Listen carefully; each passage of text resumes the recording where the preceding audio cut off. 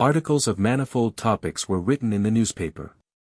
Most detailed the progress of society in Leadham, championing how high humans had been wrapped. "We have traveled," stated a renowned scientist, "far from the primitive eras before us.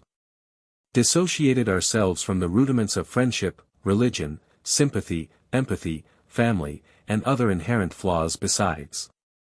What we have built, instead, is a system of efficiency." Mises winced at having read such casuistry. Science, he believed, had segregated all from the most basic human function, emotion. They even contradicted themselves by regarding the present as sophisticated.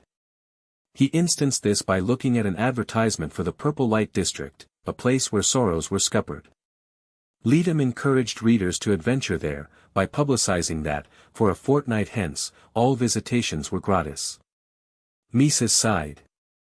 He continued down the voluble refuse, till he arrived at an article promulgating a public execution, set to be held on the morrow, at noon.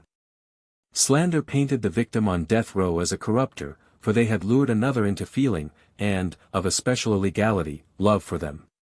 The person to be executed was stripped of their name. They were but referred to as the corrupter or the depraved.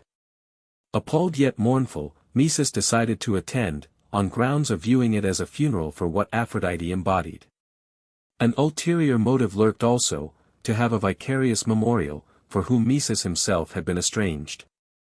From a closet, Mises unburied an illicit photograph, diluted by the ravages of time, of ether. They had been his former lover. Embracing it, the memories it fetched had tears over brim. With this estrangement having resurfaced, he could garner no respite from its constant siege. The advertisement of the Purple Light District lulled its reptilian tongue, lisping temptations of the relief he could achieve. Out of desperation, Mises relented.